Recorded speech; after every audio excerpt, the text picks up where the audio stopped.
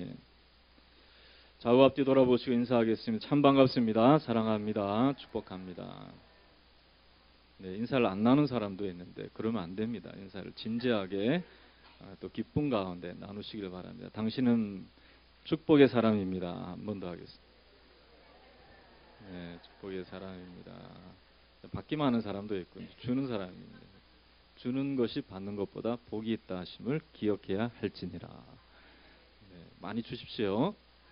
기쁨도 주고 복음도 주고 은혜도 나누고 하나님 주신 축복도 나누고 할렐루야. 그렇습니다. 오늘은 예수님의 이름을 위해서 우리가 살아가야 한다는 이 바울의 참 결의에 찬 이 말씀을 우리는 보고 있습니다. 우리 주변에 여러분들이 많은 종이들을 갖고 있죠.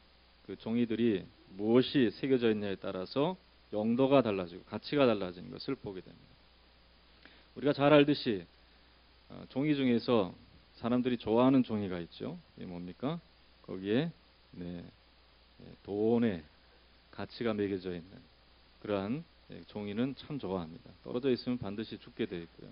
요즘은 주우면 안 되지만은 옛날에는 그 종이들을 좋아했죠. 동전만 떨어져도 좋아했는데. 근데 같은 종이지만은 재산 등기가 되어 있는 땅 문서는 그 땅의 주인이 누구인가를 알려주는 그러한 문서가 되는 것입니다. 또 같은 종이지만은 하나님의 말씀을 담고 있는 이 성경의 말씀은 생명의 말씀이 되는 줄로 믿습니다. 이와 같이 무엇을 새겨 넣냐에 따라서 종이의 쓰임이 달라지듯이 우리의 마음도 그 마음에 무엇이 담겨 있느냐, 그 마음에 무엇이 새겨져 있느냐에 따라서 그 사람의 삶이 결정되기도 하는 것이죠. 사람은 자신이 가장 귀하게 여기고 자신이 가장 좋아하는 것을 마음에 담게 되어 있습니다. 어떤 사람은 꿈을 담기도 하고 어떤 사람은 욕망을 담기도 하죠. 어떤 사람은 사랑을 담기도 하고 어떤 사람은 시기와 질투를 마음에 담기도 합니다.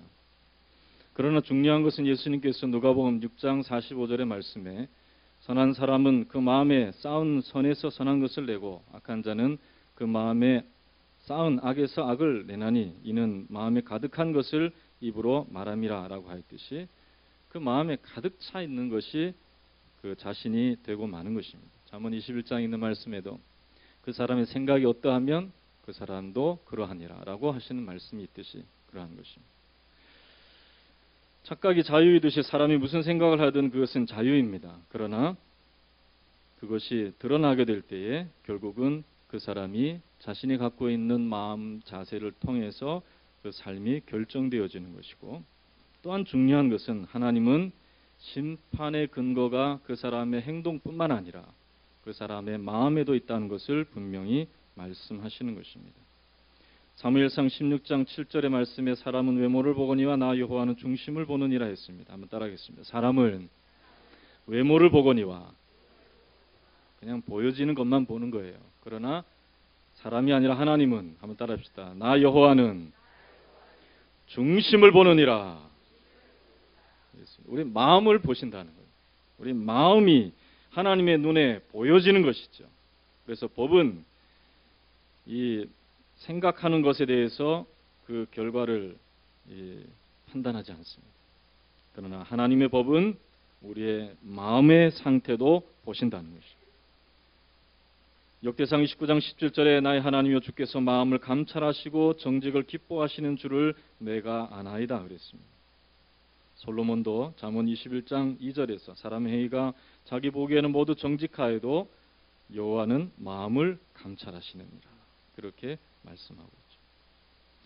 처럼 하나님은 우리의 마음 속에 무엇을 가지고 계시는가, 무엇을 가지고 있느냐에 따라서 어떤 삶을 살 것인가에 대해서 분명히 말씀해 주셨기 때문에 하나님은 우리의 마음에 늘 관심을 가지고 계시는 것이죠.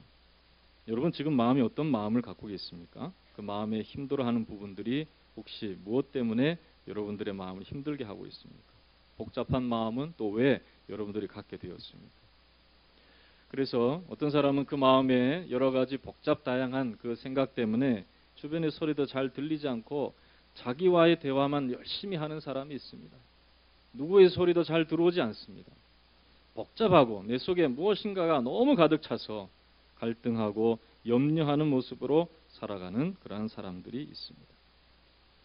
오늘 바울은 이러한 자신의 삶을 복잡하게 만들 여러 가지 삶의 요인 가운데 그가 빠져 있었음에도 불구하고, 또한 삶 속에서 자신의 결단이 흐트러질 수 있는 우유부단함이 나타날 수 있는 그런 상황이었지만, 그러나 이러한 마음에 들어와 있는 여러 가지 잡스러운 것들과 또 마음을 복잡하게 하는 것들을 일시에 깨끗하게 정리해주는, 확실히 그 마음 속에 자리 잡고 있는 것이 있었습니다. 그것은 다름이 아니라 13절에 있는 말씀처럼 주 예수의 이름을 위하여 모든 것을 행하기를 원하는 그 마음, 그것을 가졌을 때에 마음속에 들어오는 여러 가지 생각과 복잡스러운 것들을 정리할 수 있었던 것이죠. 한번 따라하겠습니다. 주 예수의 이름을 위하여. 그랬습니다. 바울이 대답하되 여러분이 어찌하여 울어 내 마음을 상하게 하느냐. 나는 주 예수의 이름을 위하여 결박당할 뿐 아니라 예루살렘에서도 죽을 것을 각오하였노라. 내 마음을 흔들어 놓는 그런 것들이 참 많았어요. 그러나 그는 그의 마음을 주 예수의 이름을 위하여 라고 하는 이 결단 속에서 모든 것을 정리할 수 있었던 것입니다. 바울의 마음에 확실하게 새겨져 있는 것은 주 예수 그리스도의 이름을 위하여 내가 생각하고 말하고 행동하겠다. 그 결단이 그 마음속에 새겨져 있었기에 그는 하나님이 기뻐하시는 참 아름다운 가치 있는 인생을 고난과 역경 속에서도 어떠한 방해가 있어도 그것을 살아낼 수 있는 사람으로 살아갔던 것입니다. 우리도 동일하게 우리 마음속에 주 예수 그리스도의 이름을 위하여 라고 하는 이 분명한 메시지가 새겨져 있기를 주의 이름으로 축원합니다. 그렇습니다. 바울은 이러한 결단을 마음에 새기게 된 계기는 다름이 아니라 예수님께서 자신을 위해서 무엇을 행했는지를 분명히 알았기 때문에 그 마음속에 주 예수 그리스도의 이름을 위하여라고 하는 그러한 이 결단을 새겨 놓을 수가 있었습니다. 여러분 한번 결단하는 마음으로 한번 다시 한번 따라해 보겠습니다. 주 예수 그리스도를 위하여. 주 예수 그리스도의 이름을 위하여. 주 예수 그리스도를 위하여. 이 결단을 마음에 새겨 놓을 수 있었던 이유는 무엇인가?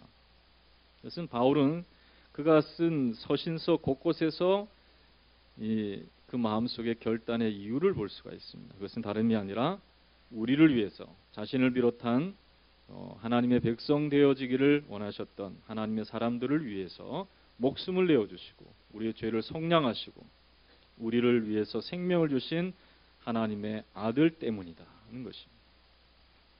바울은 로마서 5장 8절의 말씀을 보면 우리가 아직 죄인 되었을 때 그리스도께서 우리를 위하여 죽으심으로 하나님께서 우리에 대한 자기의 사랑을 확증하셨느니라 라고 말씀했습니다. 예수님이 나를 위해 죽으셨다는 것을 분명히 그가 확신했다는 것이죠. 여러분, 예수님은 바울만을 위해서 죽으신 분이 아니십니다. 바울을 비롯하여 하나님의 자녀 삼기를 원하시는 하나님의 백성들을 위해서 죽으셨다는 사실을 기억하시기를 주의 이름으로 축원합니다. 나를 위해서 죽으신 분이 그냥 일반 사람도 아니요, 또 그냥 위인도 아니요, 또 그냥 능력 있는 사람도 아니요, 온 천지 만물을 지으신 하나님, 하나님의 외아들이신 예수님께서 나를 위해서 죽으셨다는 사실을 분명히 바울은 확신했던 것이죠. 그것을 분명히 마음속에 믿었던 것이죠. 그러기에 주 예수 그리스도의 이름을 위하여 살아갈 수 있는 근거를 얻었던 것입니다. 나는 지금 살아있지만 사실은 살아있는 게 아니라 나는 이미 율법의 정죄를 받아 죽은 자였는데, 그러나 내가 십자가에 우리 주님이 못 박히신 것처럼 나도 못 박혀서 죽었던 나를 살리심으로 인해 내가 예수 그리스도와 함께 다시금 새 생명을 얻어서 살아가고 있고 영원에 잇대어 살아가는 하나님의 자녀가 되었다 하는 것을 분명히 깨닫고 나를 위해 죽으신 예수님 때문에 그 마음속에 예수를 위하여, 그 예수 그리스도의 이름을 위하여 살아가겠노라라고 결단한 것이죠. 갈라디아서 1장 4절에 그리스도께서 하나님 곧 우리 아버지의 뜻을 따라 이 악한 세대에 우리를 건지시려고 우리 죄를 대속하기 위하여 자기 목숨을 주셨다는 것입니다. 여러분, 요즘 보면 교통사고도 많이 나고 막 그러잖아요. 그런 이 모습 속에서 누군가가 나를 대신해서 나를 건져내고 자신이 희생당했다면 그 사람이 왜 그랬을까? 그 사람 누구일까? 왜 도대체 나를 이렇게 건져냈을까? 생각하지 않으면 사람이 아니죠. 우리 주님께서 나를 죄악에서 건져내시기 위하여 십자가에 자기의 몸을 버리신 우리 주님이시라는 것을 분명히 바울이 깨닫는 순간, 내가 주님을 위해서 내가 살지 않으면 어떻게 내가 남은 인생을, 내가 죽을 수밖에 없는 나를 살려주신 주님을 위해서 살아가는 이 순간순간들이 주님의 뜻이 무엇인지를 모르면 내가 어떻게 살아갈 수 있는가 하는 것을 생각하게 된 것입니다. 로마서 4장 25절에 예수는 우리가 범죄한 것 때문에 내어줌이 되고 또 우리를 의롭다 하시기 위하여 살아나셨느니라라고 분명히 율법의 요구를 이루시고 우리를 의롭다 하시기 위해서 예수님이 십자가에 달려 죽으셨다는 사실을 분명히 알게 되었습니다. 우리를 위하여 자신을 내어주신 예수님, 모든 것을 내어주신 예수님, 그 예수님이 하나님의 아들이신 것을 알았기에 주님을 위해서 그 이름을 위한 삶을 결단하며 그 마음에 흔들림이 없었다는 것이죠. 이 세계 선교의 영웅이라고 하면 짐 엘리어트라고 하는 사람이 있습니다. 이 사람은 정글에서요, 선교하다가 결국은 희생을 당하고 순교하게 되었는데요. 근데 그의 일기장에서 이런 말이 적혀 있었습니다. 결코 놓쳐서는 안 되는 일, 그것을 위하여 결국 영원하지 않는 세상의 것을 버리는 사람, 그는 결코 어리석은 사람이 아니다. 그렇게 말했습니다.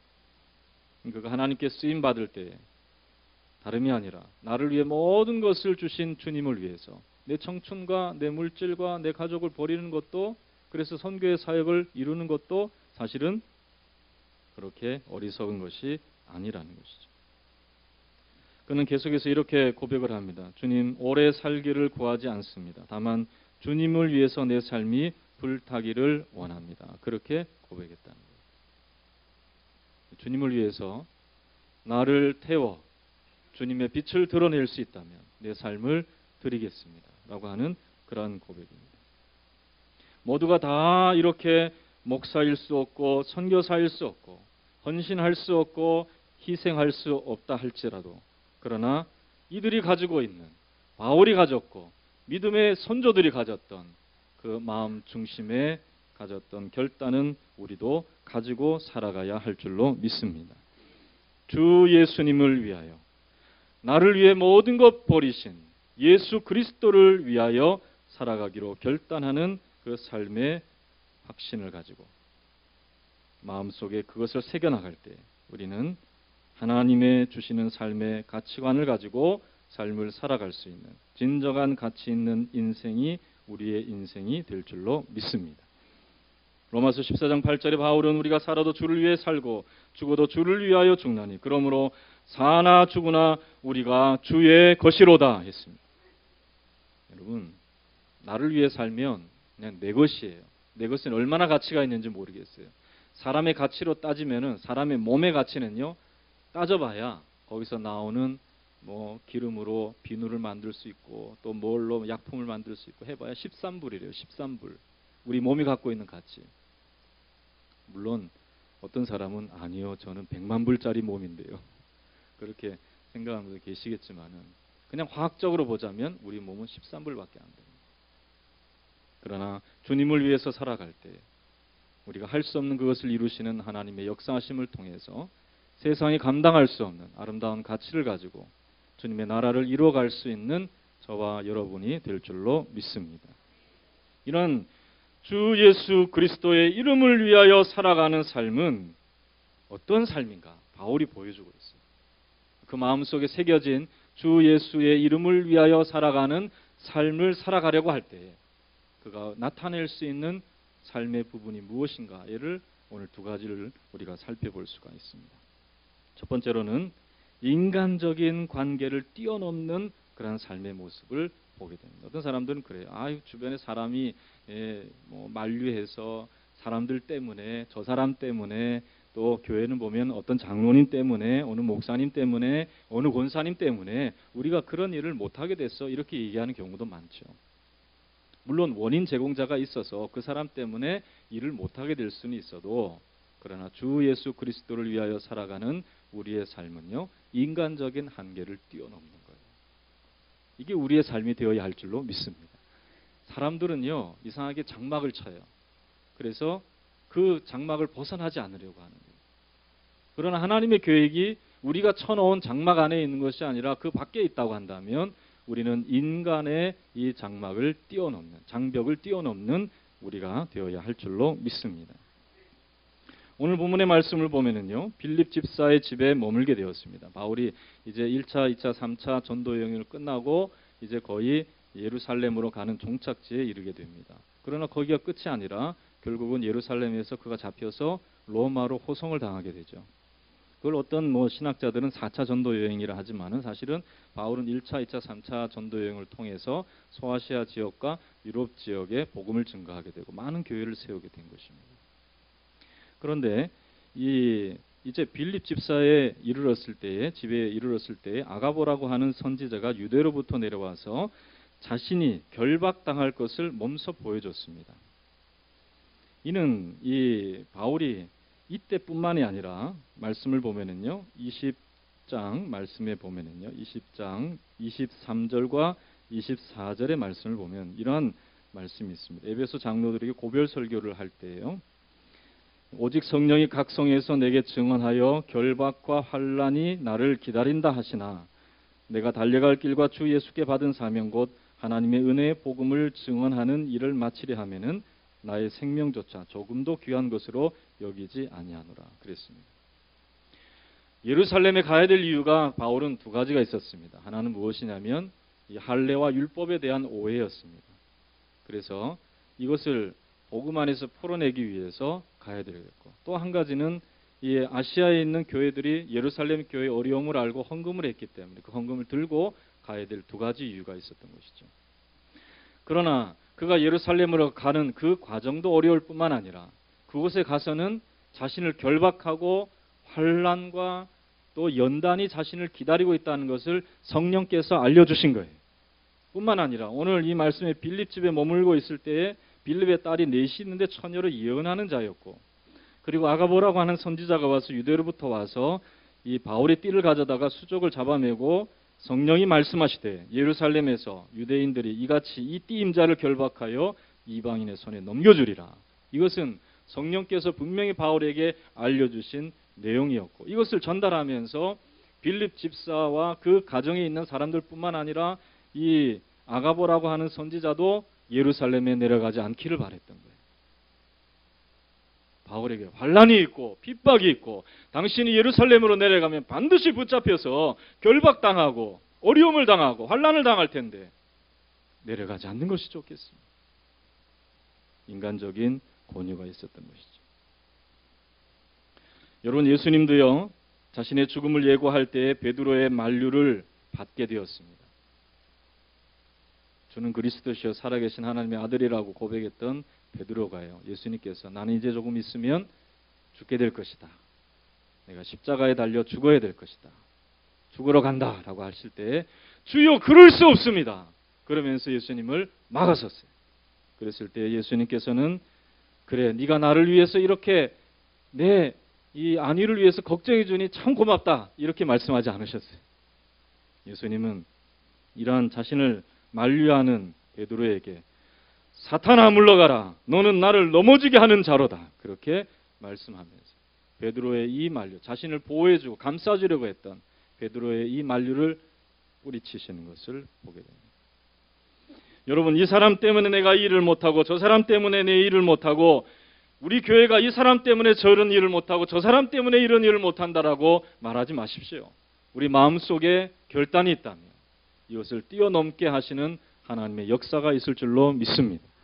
저도요 보면은 예전 과거, 지금은 우리 장로님들이나 우리 권사님들이나 다 하나님의 은혜 가운데 맡겨주신 일들 잘 감당하고 기도하고 또 봉사하고 섬기는 일을 잘 감당하는 아름다운 교회로 주님께서 세워주신 줄로 믿습니다.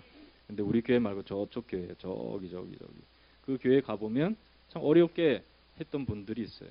저는 예전에 그런 생각을 했어요.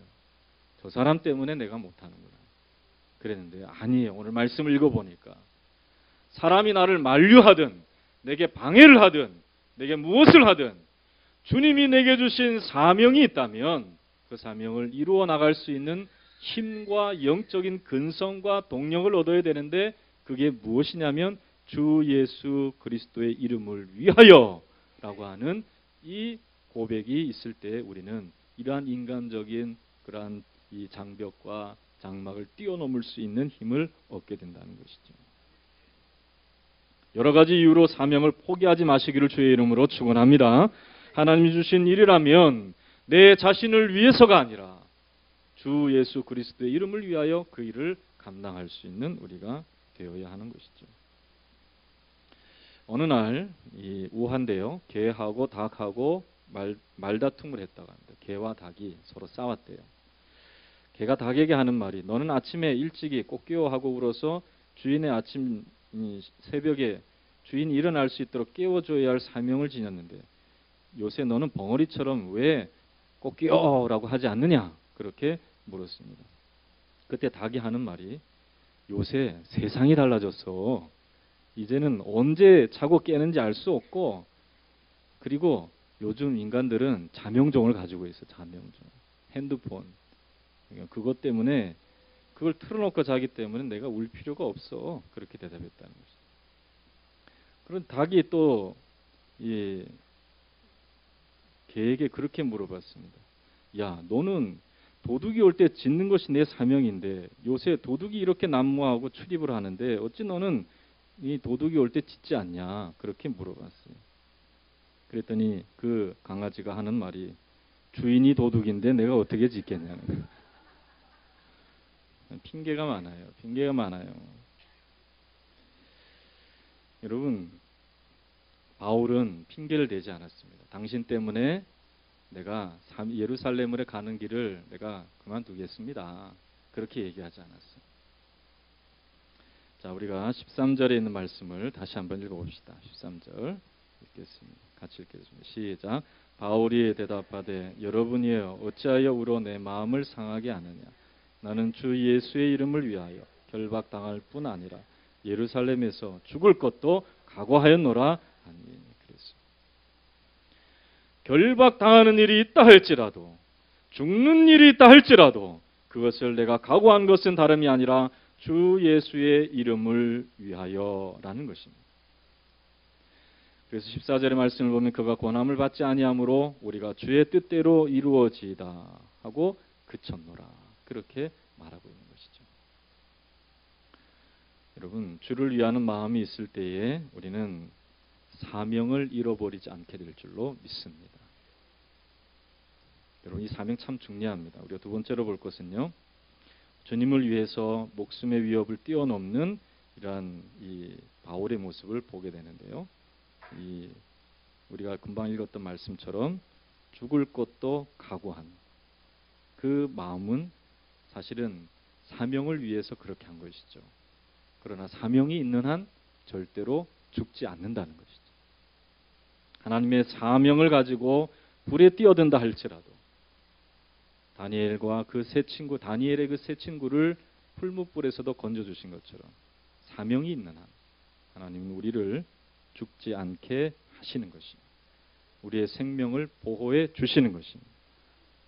여러분, 이 사도행전 19장 21절에 있는 말씀을 보면은요, 우리 이 전에 있는 말씀인데요. 이 일이 있은 후에 바울이 마게도니아와 아가야를 거쳐 예루살렘에 가기로 작정하여 이르되 내가 거기 갔다가 후에 로마도 보여야 하리라라고 그렇게 그가 말했습니다. 로마를 그가 봐야 될 것은 다름이 아니라 그 로마에 가서 복음을 증거함으로 로마에서 복음이 전 세계로 흩어지도록 그렇게 하는 하나님의 사명이 있었기 때문에 그의 이 사명의 루트를, 사명의 길을 하나님께서 보여주신 거예요. 그래서 결국은 그는 그런 고백을 한 것입니다. 예루살렘에서 죽을 일이 있다 할지라도 반드시 하나님께서 내게 주신 사명으로 어디까지 가야 되냐면 나는 로마까지 가야 된다 하는 것을 알았던 것이죠. 그러므로 이 사명이 있는 한 로마에 가서 복음을 증거하고 그리고 그 복음이 전 세계에 흩어지는 것을 그가 전 세계에 전파되는 것을 마음에 보기까지는 분명히 그는 하나님의 사명을 이룰 수 있도록 자신을 인도해 주실 것이라는 확신을 가졌던 것이죠. 사명이 있는 한 하나님은 자신을 생명싸개 속에 쌓아주시고 자신을 보호해 주실 것을 분명히 믿었던 것입니다. 여러분은 주님의 주신 사명을 이루기 위해서 하나님이 지금 세워주신 주님의 일꾼이 되었음을 믿으시기를 주의 이름으로 축원합니다. 가정주부이든 직장생활을 하든 학생이든 누구든지 간에 여러분들을 통해서 하나님께서 이루시고자 하시는 하나님의 뜻이 있습니다. 그리고 하나님의 나라가 있는 줄로 믿습니다. 여러분들이 하나님 모시고 살아가면 그곳이 하나님의 나라가 되는 거예요. 하나님께서 함께 하시고 하나님의 뜻을 이룰 수 있는 그러한 영역이 되는 거예요. 여러분 세상에 사단에게 영역을 다 빼앗기고 진을 빼앗기면 얼마나 하나님이 마음 아파하시겠어요. 우리가 가지고 살아가는 우리가 삶을 살아가는 삶의 영역이 하나님의 영역이 되기 위해서 우리가 말씀과 기도 가운데 주님의 뜻대로 삶을 살면 사단이 근접하지 못하는 하나님의 나라를 이루어가는 우리가 될 줄로 믿습니다. 이 사명을 여러분들이 생각한다면 내가 사방으로 우겨싸임을 당한다 할지라도 나는 넘어지지 아니하고 내 삶이 끝나지 않는다는 것을 분명히 알아야 돼요. 여러분 주님께서 여러분들을 보호해 주실 줄로 믿습니다. 그렇잖아요. 사명을 갖고 있으면 그 사명을 이룰 수 있도록 하나님께서 은혜와 은사와 능력을 주시는 것이죠. 종교개혁자 마틴 루터에게는요, 프레드릭 미코니쿠스라는 사람이 있었습니다. 이 사람은 널리 알려진 사람은 아니지만은 루터에게는 더할 수 없는 위로와 기쁨을 주고 격려를 줬던 사람이죠. 근데 이 종교개혁이 한창 진행되고 있을 때 프레드릭이 불치의 병에 걸려서 죽음을 앞두고 있었습니다. 그때 이 루터에게 마지막 유서와 같은 편지를 보냈습니다. 이 편지를 받은 루터는 깊은 시름에 빠졌지만 곧 기도하고 또 그에게 하나님이 주신 확신을 가지고 다시 편지를 쓰게 되었죠. 이 루터는 프레드릭에게 이러한 이 편지를 썼습니다. 어떤 편지를 썼냐면요. 한번 제가 읽어드릴게요. 내가 예수의 이름으로 너에게 살 것을 명한다. 라고 했습니다. 왜냐하면 종교개혁을